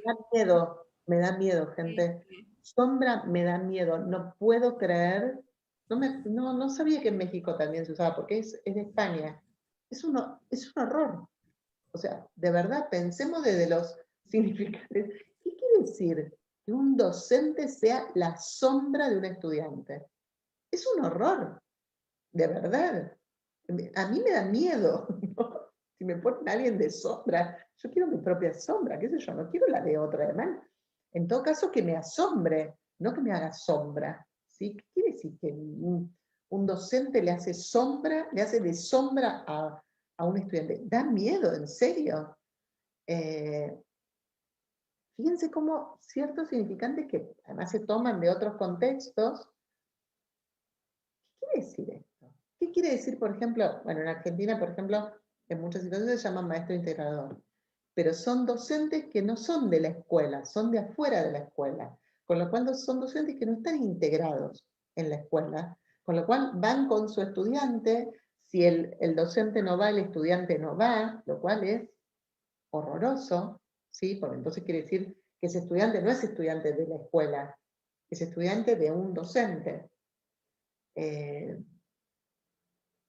Entonces, me parece que estas cuestiones son las que, ¿no? Hay que empezar a poner en tensión, a poner en discusión, a decir, bueno, quizás haya que pensarlo de otra manera.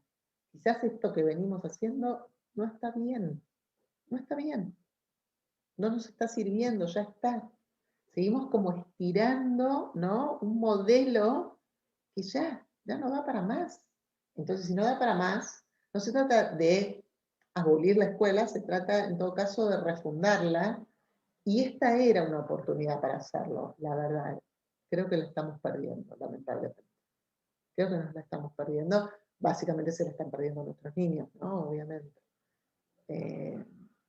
Era una oportunidad para salir mejores. No lo estoy viendo, qué sé yo, está difícil.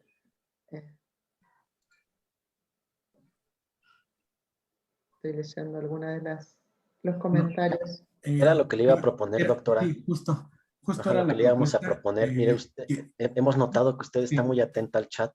No Sí. sé si de los comentarios que usted ha leído allí, hay alguno que le llame la atención de manera que invitemos a esta persona para que abra su Lo planteé de viva micrófono. voz. Exactamente, de los comentarios, doctora, que usted ha visto acá en el chat, alguno que le llame la atención al cual quisiera dedicarle pues atención y diálogo.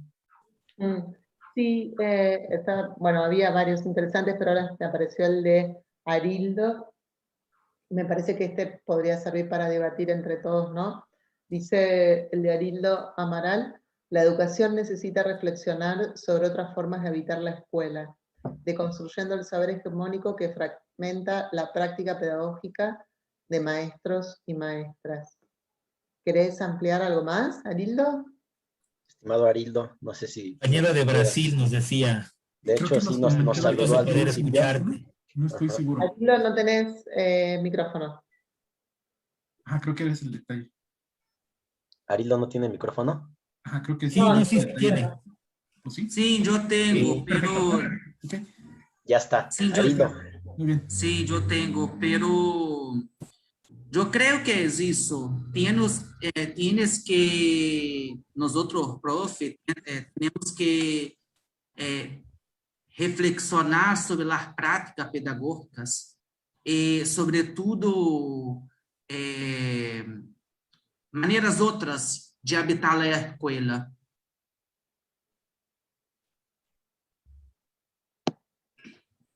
Ok, ¿de dónde sos, Arildo? ¿De qué ciudad de Brasil? ¿De dónde sos? Brasil. ¿De dónde? Rio de Janeiro. Ay, de Río. Ay, qué ganas, chicos. De Río de Janeiro. Me da así, me da mucha nostalgia, saudade, de los tiempos de viajar. Sí, creo que es un tema fundamental que trae Arildo, ¿no? En relación a que esta escuela, así como está, no nos está sirviendo. Hay que deconstruirla, hay que armarla de otro modo, porque esta es una escuela que todo el tiempo está forzando a normalizar, ¿no? A los niños, a entrar a los niños en ciertas cajas y que aprendan de determinados modos y no de otros. Y la verdad que si hay algo que vimos en este tiempo de pandemia, es que hay tantos modos de aprender, que hay tantas cosas diversas para aprender. Francesco Tonucci se cansó de decir esto de que, a ver, si la escuela es en casa, entonces tomemos las cosas de la casa para que la casa, para que la escuela y la casa puedan hacer un trabajo común. Y no pasó, y no pasó. Y cuando Francesco lo decía en abril, uno decía, bueno, ok, estamos arrancando, dale, se van a dar cuenta. Y Francesco lo volvió a decir en julio y lo volvió a decir este año. Pasamos un año de pandemia y el pobre Francesco sigue diciendo, ¿sí?, todo lo que teníamos que hacer y no escucharon, no escucharon. Digo, creo que de verdad teníamos en nuestras manos una oportunidad de refundar una escuela diferente. La seguimos teniendo, sigo teniendo un dejo de optimismo, pero la verdad que lo que me puse a leer en estas semanas para pensar, digamos, en esta conferencia para México, me dejó muy impactada, ¿sí? De la cantidad impresionante de niños y niñas que simplemente se cayeron del sistema, ¿sí? O sea, o el sistema, en realidad voy a decirlo mejor, el sistema los dejó caer, ¿sí? Porque no les dio ninguna oferta. Y esto pasó muy especialmente con los niños y niñas que necesitaban otro tipo de estrategias, ¿no? Alguien, digamos, se enojó medio con el tema de los niños con necesidades educativas especiales, y es cierto que es todo un concepto en revisión, pero también es cierto que hay un grupo importante de niños y niñas que necesitan que se piensen estrategias especialmente para ellos, ¿sí? Y que esto no se está haciendo, no se ha hecho, no se está haciendo. Doctora, yo tengo una pregunta, ahora con un tinte hasta medio morboso, digámoslo así. ¿Qué opina usted del lenguaje inclusivo? El lenguaje inclusivo es un principio, o bueno, más bien, empezar por el lenguaje que le llaman inclusivo es buen punto de arranque, o es suficiente para después transitar a relaciones y prácticas inclusivas más profundas. No sé, me gustaría simplemente escuchar su opinión acerca de esto, ya en concreto. ¿Qué opina usted acerca de esto que se dice del lenguaje inclusivo? Sí, me parece una pregunta, o sea, me parece que trae un tema complejo, ¿no? Me parece que tiene que ver con aspectos de una lucha a la cual respeto, ¿sí? Que es una lucha básicamente por la diversidad, y me parece que las luchas por alojar la diversidad se juegan en distintos niveles, y un nivel es el lenguaje. Si me preguntas si eso alcanza, no, en lo más mínimo. Incluso puede quedar en una moda, en un modismo, ¿sí? Pero creo que, a ver, la lucha por incluir la diversidad, la lucha por deconstruir lenguajes hegemónicos, la lucha por salir de las lógicas patriarcales, es una lucha válida y valiosa. En lo personal, soy vieja para eso y las veces que lo he intentado quedo horrible, me equivoco, la paso mal y entonces prefiero el todos y todas, que no es lo mismo, y entiendo que no lo sea, pero generacionalmente siento que quedo como que soy vieja haciéndome progre y me queda espantoso. Pero lo respeto absolutamente y he estado en mesas con otras personas que lo utilizan y me parece absolutamente respetable, valioso, y me parece un modo de poner ciertas cuestiones en tensión, y le doy la bienvenida. Hay una cuestión que a mí en lo personal estoy grande para eso. Digo estoy grande porque queda feo, a mí me queda feo. Yo me escucho y digo, no, queda peor, esto queda peor. Pero lo respeto absolutamente. Lo respeto además cuando intenta ser un modo de construir saberes hegemónicos, ¿sí? Muchas gracias. Tenemos tiempo. Hay compañeras que han estado muy activas. Si no me equivoco, Celeste ha escrito algunas cosas. De los últimos chats está por ahí la compañera, permitan, Mirta Iguán, ¿no?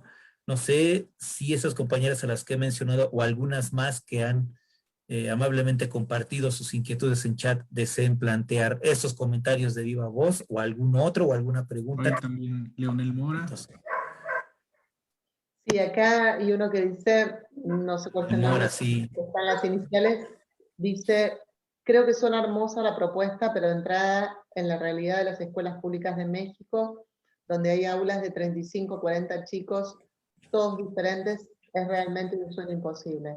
Para un solo docente poder retomar todos los estilos de aprendizaje, también los maestros están atrapados en las exigencias del sistema por cubrir contenidos. No sé cuál es el nombre porque están las iniciales, pero por supuesto que estoy de acuerdo. Me parece que, a ver, nosotros tenemos que intentar tender a eso y poner en cuestión, no naturalizar ciertas cuestiones. Es cierto y estoy de acuerdo, no tendría que haber aulas con 35, 40 chicos, con un solo docente, eso no está bien, pero no voy a dejar de decir lo que quiero, lo que sueño, lo que anhelo, lo que tendríamos que poder construir. Por eso creo que sí tenemos que decir que eso no está bien, y que no los ayude, y que obviamente así el docente está absolutamente sobreexigido. También es cierto, a mí me gusta muchas veces usar el ejemplo de las escuelas rurales, porque las escuelas rurales, al menos aquí en Argentina, tienen muchas veces un solo docente para todos los que vayan ahí, y mi compañera Graciela Schieber, con quien escribimos el libro Las promesas incumplidas de la inclusión, y es madrina de una escuela rural en Chaco, siempre cuenta los ejemplos de esa maestra que es adorable y donde ella generalmente le hacía trampa al sistema, y entonces porque la escuela era de los 6 años a los 12, y entonces ella le decía a los chicos que traigan a sus hermanitos de 4 y 5, y al final a los del séptimo los hacía repetir 1 año o 2, y entonces se garantizaba quizás 10 años de escolaridad en vez de 7 años de escolaridad para estos niños, y encontrábamos de arreglarse justamente, quizás no no dándole lo mismo a los 35, 40 niños, sino armando grupos de trabajo, armando situaciones donde hay algunos niños que pueden facilitarle conocimientos a otros y viceversa, y en otros ámbitos serán en otros espacios serán otros niños los que posibiliten saberes a otros. Digo, a ver, yo creo que no podemos intentar ser héroes, tampoco impotentizarnos, porque creo que si no es como muy difícil el trabajo, y creo que cuando además uno elige el trabajo de docente, lo elige porque tiene ciertos sueños, y me parece que está bueno poder recuperarlos. Recuperar los sueños, como decía Silvia Bleichmann, es una función de la escuela, pero no es solo una función de la escuela para los estudiantes, también lo es para sus docentes. Y me parece que en la medida que nosotros mantenemos la posibilidad de soñar, también tenemos la posibilidad de hacer diferencia en la educación de un niño o de una niña, ¿no?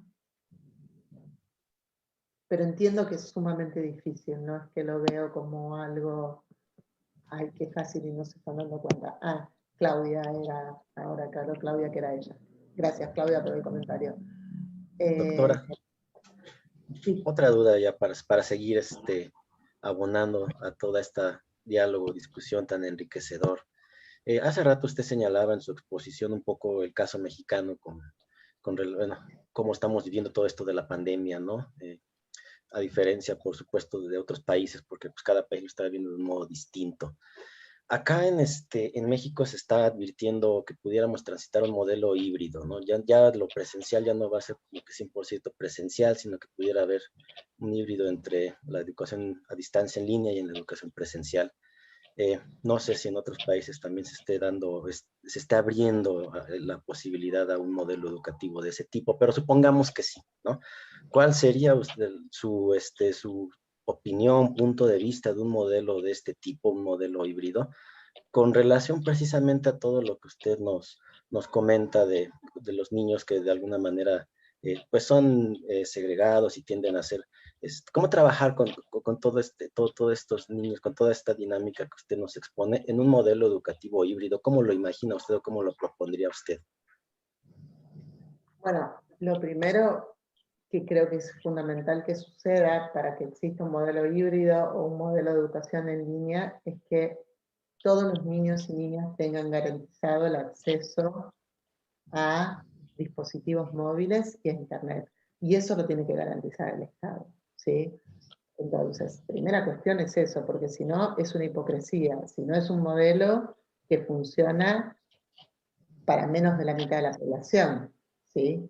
Entonces, por un lado eso, y por otro lado, ese modelo híbrido no puede hacer recaer la responsabilidad de la educación, en su gran mayoría, en las madres, ¿sí? Porque entonces seguimos sobrecargando a las mujeres de responsabilidades de sostén del hogar, sostén de la educación, sostén de, ¿sí?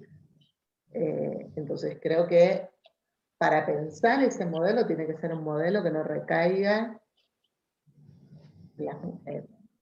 en las madres, ¿sí? Entonces no sé cómo lo van a hacer. Sí, acá está funcionando, o sea, no, acá se está proponiendo, no necesariamente está funcionando. Nosotros en este momento en algunas escuelas tenemos el sistema algunos días presencial, algunos días en línea, pero bueno, creo que primero y fundamental para eso tiene que haber un Estado que garantice ciertas cuestiones mínimas, ¿sí? Si no, ¿de qué estamos hablando? Es hipócrita. A mí me complica, porque yo creo, o habría que encontrar el cómo, pero yo creo que fundamentalmente la escuela, o a mí me parece que una de las cosas más importantes de la escuela es la socialidad, es la construcción de ciudadanía. Y la construcción de ciudadanía se construye con otros en presencia, ¿sí? Digo, si cada uno, si nos queda de la escuela solo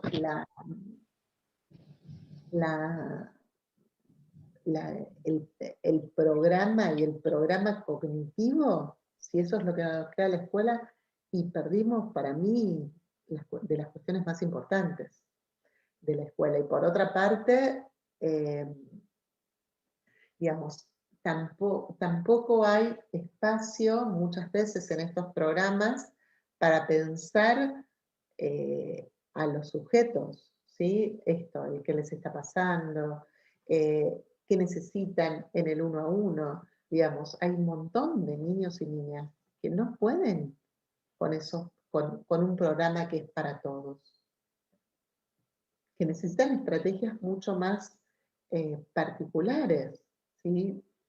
El otro día me contaba un paciente que estaba en línea y había una evaluación y había dos opciones y se ve que la maestra dijo, no sé, la opción 1 es para Juancito y la opción 2 es para todos los otros, ¿sí? Así lo puso en evidencia Juancito, y seguramente mi paciente, que suele estar ahí como volando, no escuchó, cliqueó la 1, le pareció que será la prueba, hizo una prueba y estaba re contento, que le había ido bárbaro en la prueba.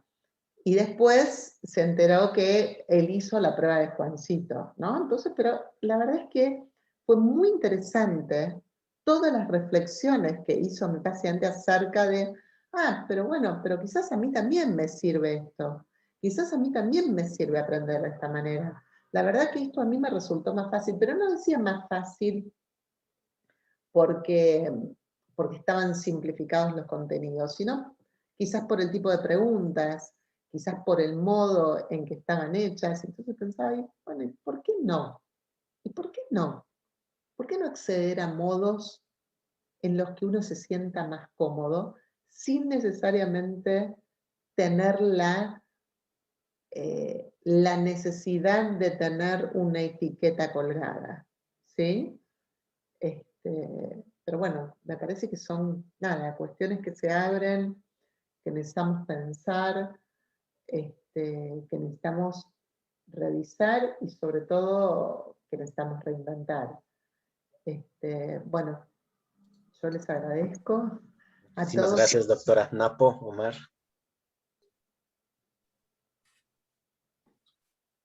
Tenía mi micrófono apagado, perdón. Muchísimas gracias, doctora Napo. Al parecer tenía algunas reflexiones como de cierre y ya ahora sí, para concluir de manera formal esta gran participación de su parte. Oiga, muchas gracias. No, gracias a ustedes y a todos los que participaron. La verdad, un placer y me hicieron reflexionar muchísimo. ¿No? Anunciamos, si acaso anunciamos las próximas mesas. Ya les decía, el próximo 17 tendremos la conferencia del doctor Julio Torres en España. Después, ¿qué es 30 o 31? O 30 o 31 de mayo, no sé, pero uno de estos días, creo que es 31 de mayo. Ya te digo, espérame tantito. 31 de mayo, doctor Jesús Domingo Segovia. Exactamente, 31 de mayo, doctor Jesús Domingo Segovia de la Universidad de Granada. Él va a estar hablando sobre la narrativa en la investigación educativa. Entonces nos vamos al 7 de junio, si no me equivoco. Es correcto. Con un colega que es muy querido acá en México también, Carlos Escliar, ¿no? Va a estar con nosotros el 7 de junio a las 5 de la tarde. Y bueno, después nos vamos con colegas de Colombia y así estaremos intentando mantener el ritmo de trabajo a lo que queda del año. Ya estarán recibiendo en los correos electrónicos las invitaciones pertinentes. Será un placer volvernos a encontrar en este espacio en futuras sesiones, ¿no? Para el reconocimiento digital, Napoleón nos hizo el favor de compartir por el chat de Zoom el link. Es un formato muy rápido, únicamente tienen que capturar su nombre completo, tal como desean que aparezca en su reconocimiento, un correo electrónico al que nosotros estaremos enviando su reconocimiento. Les pido, por favor, verifiquen que el correo electrónico sea el correcto, para que tengan certeza de que llegará. Y pues nada, ¿no? De mi parte sería todo. Nuevamente, mil gracias, doctora Untoiglich. Perdón, y, pues, están preguntando en el chat si la charla queda grabada y dónde la pueden... Sí, en efecto, esto está, bueno, se está grabando, queda grabado, lo vamos a subir a un canal de YouTube. El canal de YouTube es, corrígeme, Omar, el tuyo, el de Omar de la Rosa López, ¿no? Así es. Aparte está un canal por parte del Grupo Multidisciplinario de Académicos Aragón, ¿no? Ahí en cualquiera de estos dos canales de YouTube en el transcurso de la próxima semana, ya podrán consultar la grabación de esta charla.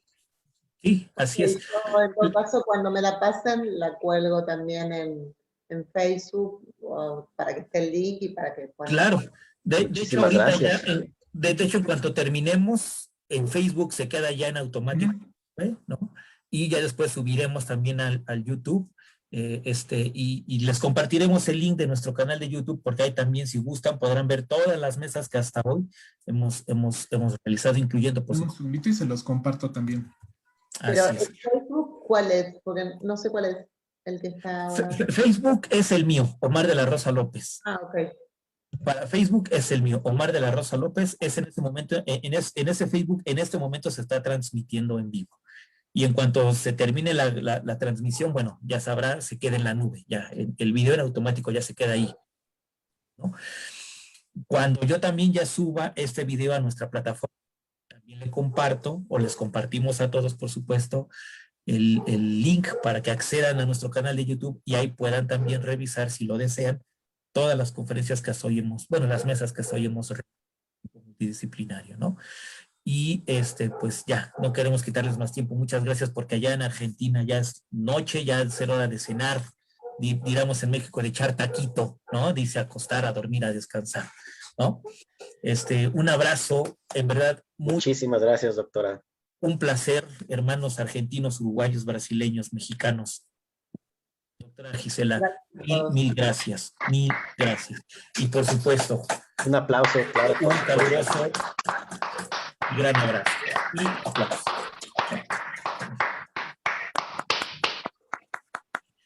En este momento dejo de compartir en Facebook. Muy bien, adiós, un placer. Doctora, un placer también. Muchísimas gracias, un placer. Adiós. Adiós. Muchas gracias, un gusto. Y a todos también quienes estuvieron con nosotros, mil gracias. Gracias. Gracias. Acompañando. Hermoso encuentro, gracias. Hermoso encuentro, así es, Mirta, muchas gracias. Gracias, Mirta, muchísimas gracias. Ya Napoleón compartió allí